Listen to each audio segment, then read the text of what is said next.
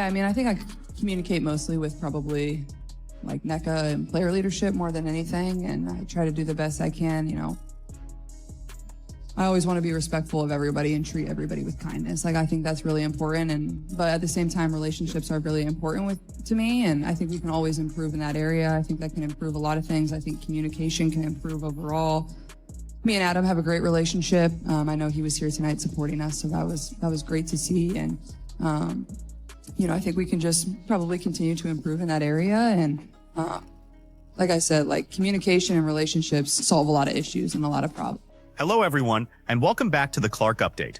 It's great to have you here for another brand new video, and I hope you're all having an amazing day.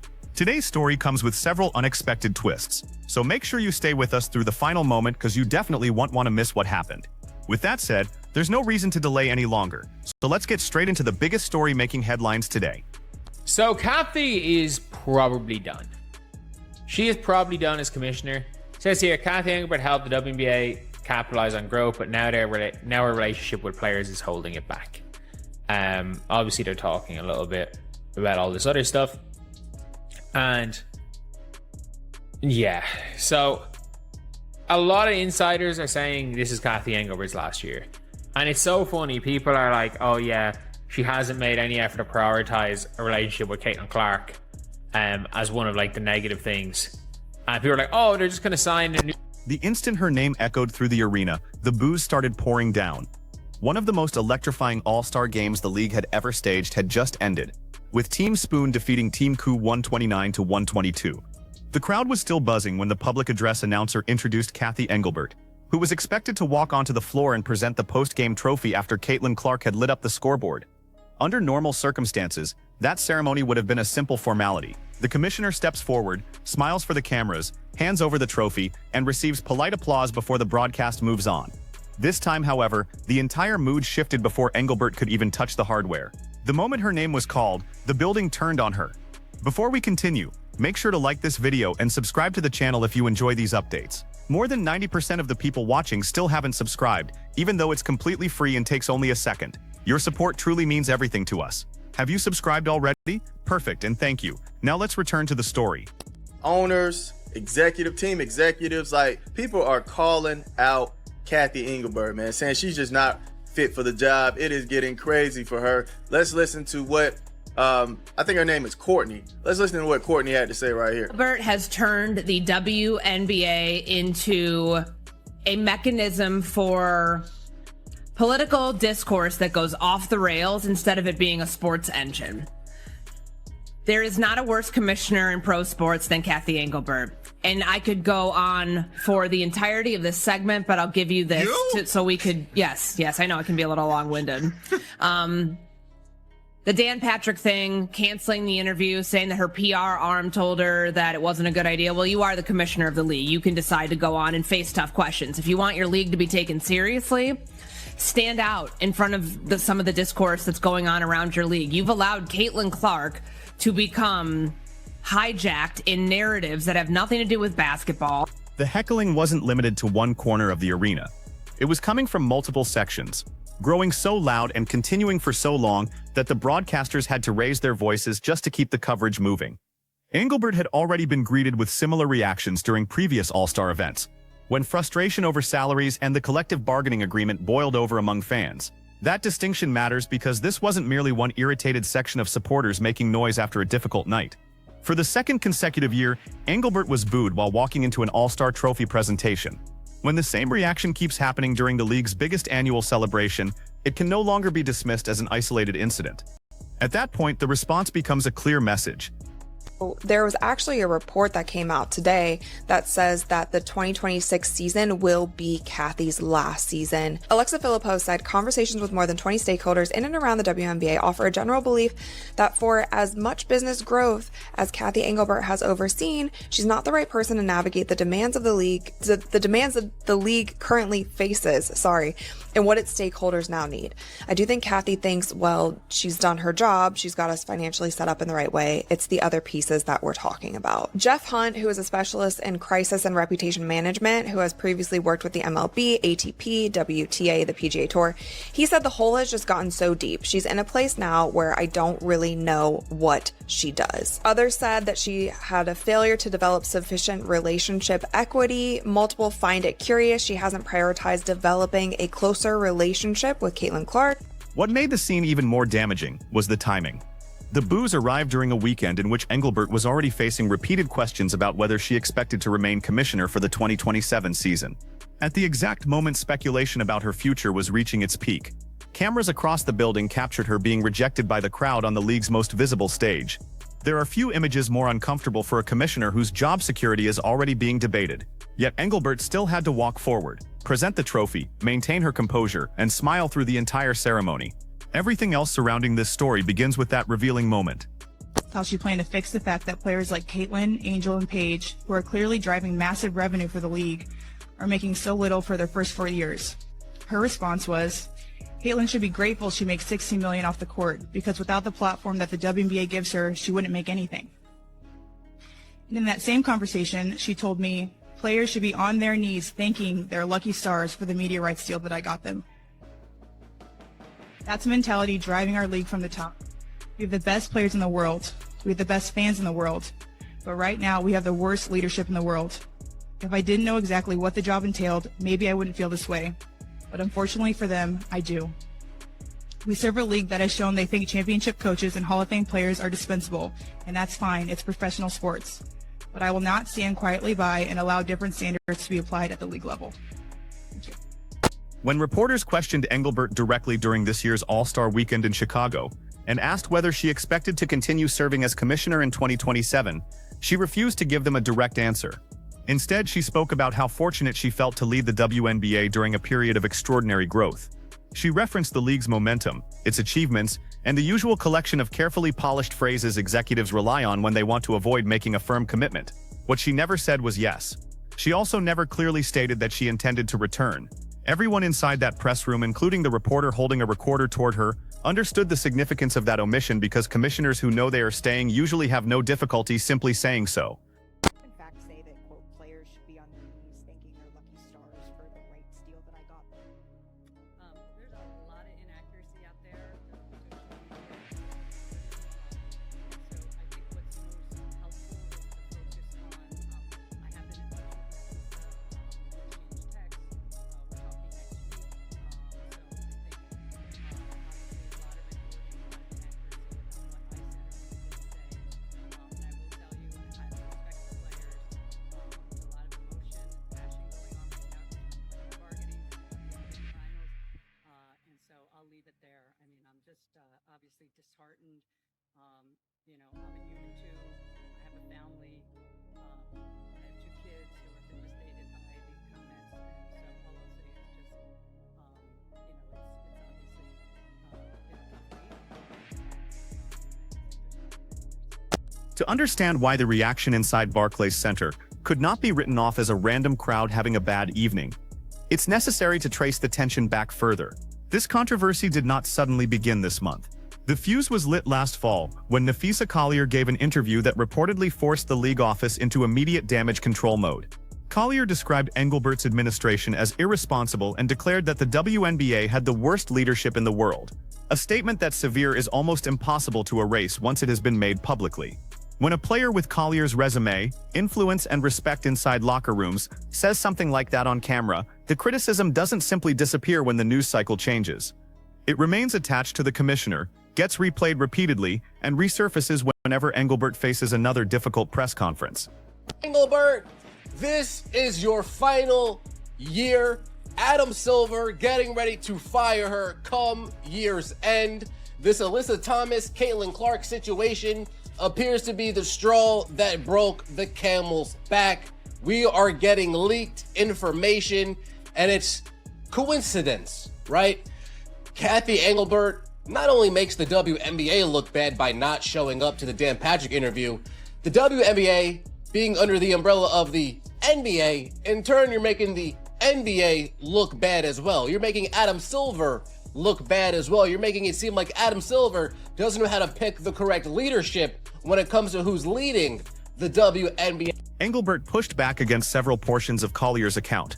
In particular, she disputed a claim involving a conversation about Caitlyn Clark's value to the league and insisted that Collier's version was inaccurate. But when an allegation is that detailed and becomes that public, a denial can only accomplish so much. That was the environment surrounding Clark's comments this year. Clark has not screamed at Engelbert in front of cameras, nor has she attacked the commissioner during a press conference the way Collier did. That approach has never matched Clark's personality or media style. Even so, she has gradually stopped pretending that everything within the league's leadership structure is functioning perfectly. For perhaps the first time in her professional career, Clark has begun saying the previously unspoken part just a little more clearly. That ultimately the issues around Caitlyn Clark are not largely about officiating, and that particular incident is not about whether a foul should have been called at the time in the game or whether that was ultimately a flagrant on review. And I've come to know Caitlyn really well. She's an incredible player and also an incredible person. And she wants to focus on being the player she can. And she's become a bit of a political football in this country, and I think it's incredibly unfair to her. I don't think that issue is ultimately about officiating. It's sort of, it's become political ping pong with her, and she's a young woman who's trying to improve her game. The Alyssa Thomas incident offers one of the clearest examples of why confidence between Clark and Engelbert appeared to be deteriorating. During a game, Thomas struck Clark in the throat with her hand, creating the kind of moment that becomes obvious as soon as the replay is shown and requires very little additional explanation. Sources cited by Sports Business Journal claim that Engelbert initially had no intention of suspending Thomas until Adam Silver stepped in and pressured her to reconsider. Thomas ultimately received a one-game suspension, a flagrant foul designation, and a fine, but according to that version of events, the punishment only arrived after Silver became involved behind the scenes.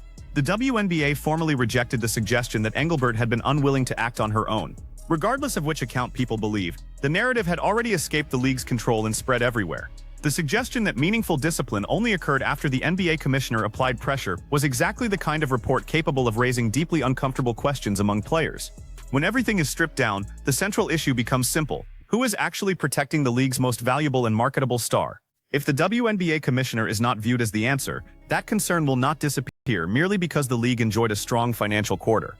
To Tom Friend of the Sports Business Journal, Cathy Engelbert reportedly thought a suspension was too steep because a foul wasn't called live. But reportedly, Adam Silver saw clear evidence of a flagrant foul and urged Cathy Engelbert to act immediately. Now, the WNBA denies this account, but here's the part where the history matters in all of this. During Game 4 of the 2016 Finals, Draymond and LeBron James got tangled up on the floor. No flagrant foul was called live, but Adam Silver and the NBA reviewed it afterwards, assessing Draymond Green a flagrant foul 1, his 4th point, suspending him for Game 5 of the Finals. Now look at Alyssa Thomas. No call was called live. No flagrant foul was called live. But then after the game, elevated to a flagrant foul penalty to a suspension as well as a $1,000 fine. Different league, different player, but striking similar process. But here's where things get even more interesting. According to this report, those closest to Cathy Engelbert believed that she was in an unenviable situation where she didn't want to show favoritism to Caitlyn Clark and also didn't want to overlook the fact that players felt overshadowed by Caitlyn Clark, which is where reportedly her hesitation came from. But Adam Silver reportedly also... Clark should be allowed to concentrate on becoming the best basketball player she can be, and it is difficult to argue that the situation surrounding her has always been fair. Silver did not remain silent once the Thomas controversy became public. When he was asked specifically about the incident, he said Clark had become something of a political football in the United States, and acknowledged that the treatment directed toward her had been extremely harsh. He also carefully noted that he did not believe it was fair to either Clark or Engelbert to transform one serious incident into evidence of a much larger conspiracy. Still, the fact that the leader of an entirely different league felt compelled to publicly defend a WNBA player on an issue he was not obligated to address showed how seriously he viewed the situation. Silver could have declined to comment, but he chose to speak. That decision also fit a broader pattern. Although he did not directly call Engelbert out by name, his remarks sounded like an unmistakable assessment of the leadership surrounding Clark. Reports at the time indicated that Silver was privately attempting to repair the relationship with Engelbert while continuing to apply public pressure whenever he considered it necessary. The pattern is difficult to ignore. Measured comments in public, stronger influence behind closed doors, and occasional direct intervention whenever circumstances become too serious for silence. Treat everybody with kindness. I think that's really important, but at the same time, relationships are really important to me, and I think we can always improve in that area. I think that can improve a lot of things. I think communication can improve overall. me and Adam have a great relationship. I know he was here tonight supporting us, so that was great to see. And I think we can just probably continue to improve in that area. And like I said, like communication and relationships solve a lot of issues and a lot of problems. There have also been moments such as Silver's appearance during an Indiana Pacers broadcast, when he spoke at length about Caitlyn Clark's enormous popularity and the fever phenomenon spreading around the world. He referenced rising ticket demand, jersey sales, television attention, and growing international interest without naming another WNBA player. Those are exactly the kinds of clips that get cut into short segments and reposted hundreds of times across social media because they communicate an unmistakable point without directly spelling it out. Silver clearly recognizes the scale of Clark's effect on basketball as a commercial product across both leagues. Unlike others who may worry that acknowledging her influence diminishes her peers, he has never appeared interested in hiding or minimizing what she currently means to the sport. At the same time, the WNBA has so much to be proud of, and I feel like, we're always so focused on the negative when we can be focused on the positive. And WNBA leadership has created a lot of positives for this league too, and that should be celebrated. And Cathy has also brought a lot to this league and helped us reach new milestones. But there's always room for improvement in everywhere of a business. And I think we can, just go back and reflect and find ways to get better. And but overall, I think relationships and communication. This is where the events of this month stop looking like background drama and become central to the league's future. Team Spoon defeated Paige Buchers and Team Coop 129-122 in the 2026 All-Star Game, a matchup already being described as one of the most entertaining showcases in WNBA history. During the post-game press conference, Clark was asked whether her relationship with the league's leadership had improved following the approval of the new collective bargaining agreement. She responded by emphasizing that communication and relationships can solve many disagreements, while also making it clear that significant room for improvement remained in several areas. Clark made those remarks in the same building where Engelbert's leadership had been questioned throughout the weekend by reporters, fans, and reportedly even team executives, all while Silver continued receiving public praise.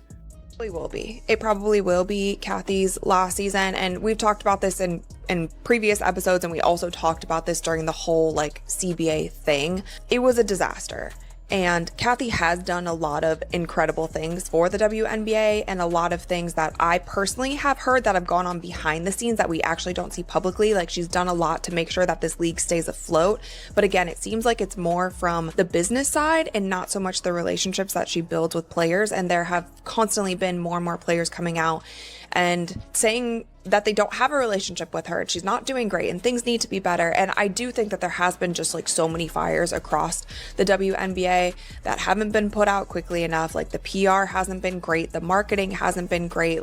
Just as important as what Clark said was what she deliberately chose not to say. She never launched a direct attack against Engelbert. In fact, Clark gave the commissioner a measure of credit, explaining that the league had plenty to celebrate and that Cathy had played an important role in helping the WNBA reach new levels. But Clark immediately followed that praise by stressing that improvement was still needed. It was a carefully constructed response, and anyone who has watched Clark handle media attention over the past several years understands that she rarely chooses her words carelessly. Her answer was not a complete endorsement of Engelbert, yet it also stopped short of becoming an outright condemnation. And when Silver's name was placed so prominently within the broader discussion at the exact moment questions about Engelbert's future were intensifying, the wording did not feel accidental. She's been terrible. One of her number one problems is not publicly heading trouble off at the pass. And I'm talking about having a press conference, getting in front of people, and taking the bullets. She refuses to do it. Remember, she's literally at the same golf tournament where Dan Patrick is hosting his show, and she backed out. She ghosted him on an interview that went mega viral after she did it because Dan Patrick drowned her, and then so did everybody else. She refused to take responsibility. Silver has also remained noticeably guarded whenever reporters have asked whether Engelbert will continue beyond this season. When he was questioned directly in March, shortly after the new collective bargaining agreement was finalized, he answered only that there had not been any recent discussions concerning her future plans. That is about as close as a commissioner can come to saying we'll see without using those actual words. He faced another question about her performance during NBA Summer League this month, and once again delivered a cautious response, explaining that he was very pleased with the direction of the WNBA, while avoiding any direct declaration of support for Engelbert personally or any promise that she would remain in charge.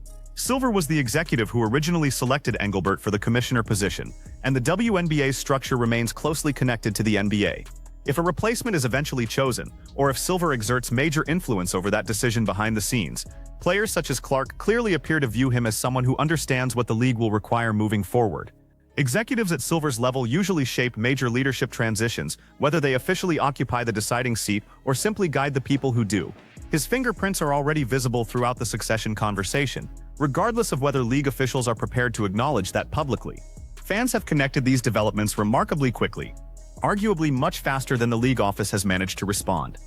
Since the All-Star Weekend controversy emerged, social media timelines have been flooded with edited clips pairing Clark's remarks about Silver with footage of Engelbert being booed at Barclays Center, allowing viewers to build their own succession narrative before the WNBA has issued a single official statement. ESPN reported that Engelbert remained intentionally vague when questioned about her job status, repeating familiar language about feeling blessed to guide the league through historic growth instead of giving reporters a straightforward answer. Meanwhile, Clark managed to communicate exactly where she appears to place her confidence without raising her voice or directing a personal insult toward anyone. She made it increasingly obvious who she trusts and who she may simply be tolerating while the league's business decisions play out. Whether Silver ultimately receives a formal role in selecting the next commissioner is still unknown, and the WNBA has announced nothing resembling an official timetable. But if the past month established anything, it is that Cathy Engelbert's hold on the position appears to be weakening quickly, and Caitlyn Clark does not seem especially eager to stand in the doorway and prevent her departure.